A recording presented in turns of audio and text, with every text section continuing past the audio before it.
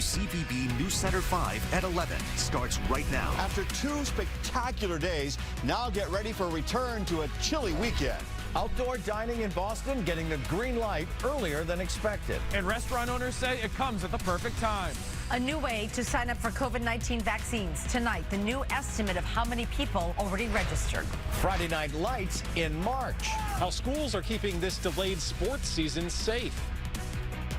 Right now, as we come in the air at 11, winds are ramping up out there, but we enjoyed the warmer temperatures earlier today. Good evening, everyone. I'm Ed Harney. Hello, everybody. Maria Stefanos. Our Mike Welcome is here with what to expect next. Mike. And that wind is starting to howl out there. Look at the temperatures now, into the 50s, but look out to the west. What's happened? North Adams is at 37. Jaffrey's at 39. That's the cold air sweeping across the state. And when it comes in, it has a ferocious wind with it. You're already seeing the wind gust now, 39 miles an hour in Boston, but Worcester, it's gusting to 46 right now. As the night goes on, these winds are going to continue to kind of ramp up. So 45, 50-mile-an-hour wind gusts are certainly a possibility, especially as we head from the period after midnight to early tomorrow morning. And then as we get late tomorrow morning, the winds will actually settle down. But tonight, they are going to howl out there. They're ushering in the cooler air, and we have a wind advisory out until 9 o'clock tomorrow morning. The wind's obviously building now. They're going to stay strong until about 7 a.m., and then they should start to taper off a little bit tomorrow afternoon. It's being caused by this cold air coming in. A new shot of cold air coming in here. It's giving us the wind. It's been showing up with a little bit of sprinkles and flurries on radar, but none of it's hitting the ground. It's just too dry at lower levels. So you see what happens tonight. The temperature drops in the 30s, but we do not rebound like we did the last couple of days. I'll show you just how cold it's going to get this weekend and when we have some warm-up. Ed, Maria? Got to walk, thanks. Breaking news in JP right now, where police say that a person riding a moped was struck and seriously hurt. Troopers and Boston police responded near the Arbor Way in the area of South Street after the accident. It happened right around 6:30 tonight. The person was sent to Brigham and Women's Hospital. Police say tonight the driver of the vehicle who hit the rider did stay at the scene. Also breaking right now, police have 2 people in custody after they tried to get away from a traffic stop in Dorchester. Boston police pulling this car over with 2 people inside right near 320 Washington Street a little after 10 o'clock. And they say that they tried to drive off. In the attempted getaway, officers say the suspects hit another car and injured that driver. Police were able to stop the pair nearby. They will appear on court for charges on Monday. Outdoor dining will return to Boston a little earlier than expected.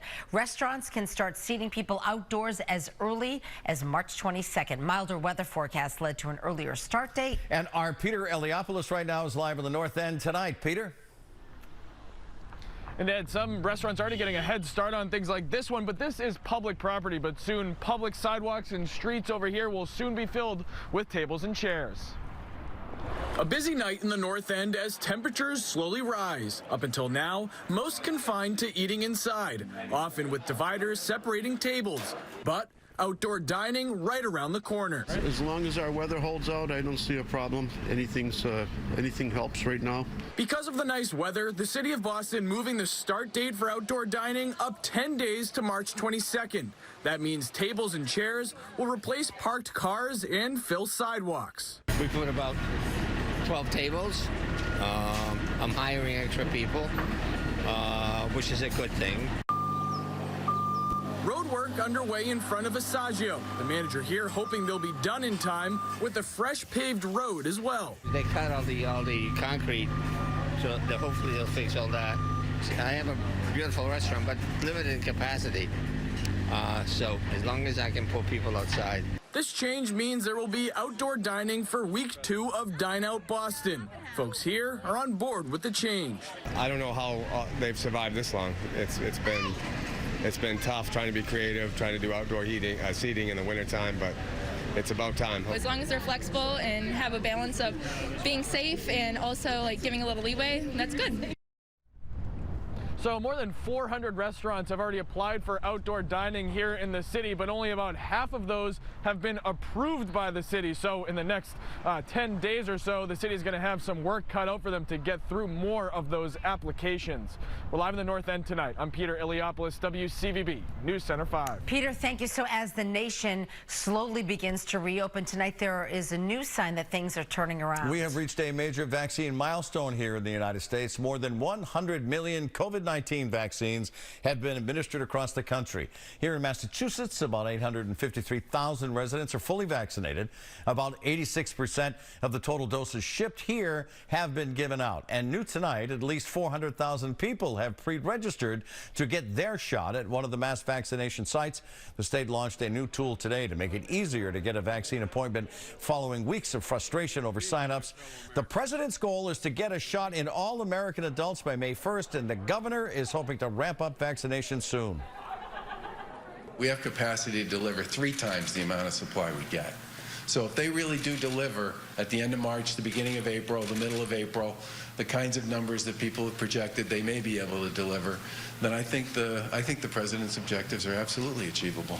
Right now, the state is getting 150,000 doses a week. Governor Baker says that won't likely change until the end of the month. Teachers in Massachusetts are now eligible to get their coronavirus shots, and some have been able to do that without going through the state sign-up system.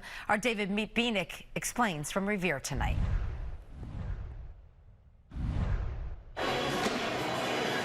Teachers and other school workers lined up in Revere for coronavirus shots after the city, through a local health clinic, got about 600 vaccine doses, enough for about half the staff. Now you feel like your life is back. Thank God. A similar scene in Brockton, which also organized a vaccine clinic for 700 of its teachers and staff. I felt like I hit the lottery. I feel very emotional because this is a big day. It really is. Under pressure from the Biden administration, Governor Baker moved teachers up on Massachusetts' eligibility list. But Baker has also accused the teachers' unions of trying to divert vaccine supplies away from seniors, including nearly 4 out of 10 seniors who've yet to receive their first shot. I am 34. Asha Chana, who teaches high school, agrees seniors should be vaccinated before teachers. But she says teachers need to be protected because of the governor's push to get them back into the classroom. So if you were making these decisions, you would have held off on vaccinating teachers, but also held off on going back into the classroom? Yes, absolutely, especially looking at the time left in the school year and what that means to changing students' routines. The state plans to order students and teachers back full-time beginning April 5th with grades K through 5. Many teachers will not have had their second or even first shot by then, and so won't be fully protected. So it's not entirely without hazard. Nothing is, nothing ever will be. But we know that with our safety protocols in place, we feel that we're really secure already. Teachers who do not have access to vaccine clinics like the one here today can still get their shots at pharmacies, and the mass vaccination sites have set aside 4 days just for teachers. In Revere, David Bienick, WCVB News Center 5. From Revere to Lawrence, where there's a new push to get members of that city's Latino community vaccinated. Leaders say vaccination rates are lagging in that population. And today they launched a new city-run vaccination clinic at the Arlington School. Only 2% of the Lawrence Hispanic population has been vaccinated. It is not acceptable. So it is time that we get our game together and we work collaboratively to ensure that everyone has equal access to this vaccine. And I'll repeat myself. We need vaccines today. 210 doses of the COVID vaccine were administered at the clinic today. 800 striking nurses got a show of support today in Worcester. Senator Elizabeth Warren and Congressman Jim McGovern both visiting the strike line this afternoon. It is day 5 of an open-ended strike for safer patient care against Dallas-based Tenet Healthcare. Nurses say they're concerned about staffing levels and safer patient care. When our nurses go out on strike, they only do it for our safety and for the safety of the people who are on the front lines doing the work. It is time for St. Vincent's to get back to the bargaining table and to recognize that role.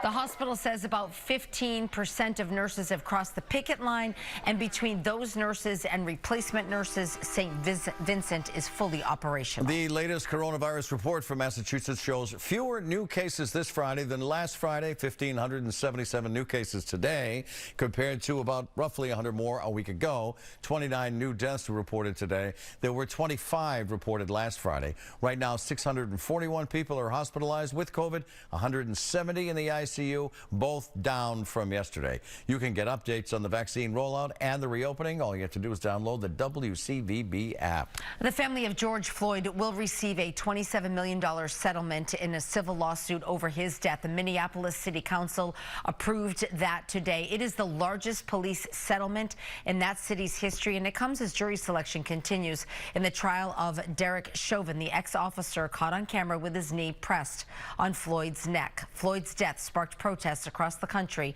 part of a national reckoning on racial justice. COVID stimulus checks could appear in bank accounts as early as this weekend. It changes the paradigm. For the first time in a long time, this bill puts working people in this nation first. It's not hyperbole, it's a fact. President Biden celebrating the passage of his $1.9 trillion COVID relief package. The bill also includes an extension of the $300 federal unemployment benefit. COVID-19 restrictions have really impacted every facet of our lives, including sports. And tonight, in March, the first football game of a delayed season at Milton High finally kicked off. Our John Atwater is live in Milton. John. Well, Maria, these high school teams, they couldn't play this fall because of the pandemic, so they had to really switch things up a bit, practicing over the winter, and then finally, like you mentioned, today, the first game of the season. Get warmed up. Game time's 10 minutes. Let's go. These are the final walkthroughs on the road before a much-anticipated kickoff. Friday marked the long-delayed spring start to high school football here. Oh, the kids have been thrilled. They've worked hard. I mean, they shoveled half the field when we had 8 inches of snow so that they could practice outside. They've been training all winter long, and they deserve it.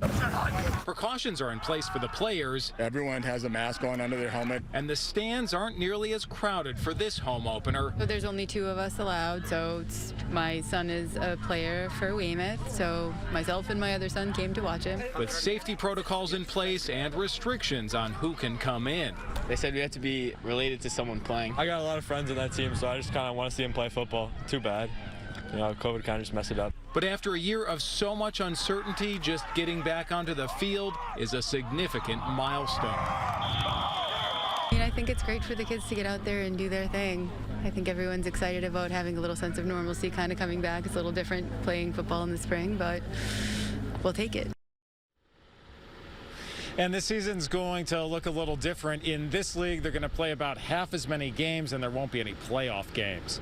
We're live in Milton tonight. John Atwater, WCVB News Center 5. John, thank you. Speaking of football, quarterback Cam Newton is staying with New England this season. Sports Center 5's Bob Halloran is here with the new deal that he is expected to sign, Bobby. That's right, but it is hard to know if this deal makes Cam Newton the presumptive starter on opening day this fall, or if he's a placeholder until someone better comes along. The so-called legal tampering period begins Monday, and free agency kicks off on Wednesday, and plenty of quarterbacks will be available. But for now, the Patriots give Newton a one-year deal for $5 million with another $9 million tied to incentives. Newton joined the Patriots during COVID last year, never got the benefits of a training camp, ended up getting COVID and didn't look the same afterwards. He finished with more interceptions than touchdown passes, but he also ran for 12 touchdowns and caught a touchdown pass. Meanwhile, Tom Brady signs a contract extension with the Tampa Bay Bucks that keeps him in Tampa through the 2022 season. In the newsroom, Bob Halloran, WCVB Sports Center 5. Next on WCVB News Center 5. So far, women seem to be reporting more side effects from the COVID vaccines than men. What doctors think is behind that difference, and why they say you shouldn't be worried about a headache or a sore arm. A local teenager took on a unique project during the past year inside his backyard sugar shack as he makes his own maple syrup. Well, the first wave of cold air is moving in right now. The second and colder wave comes in later in the weekend. I'll have the timeline on that.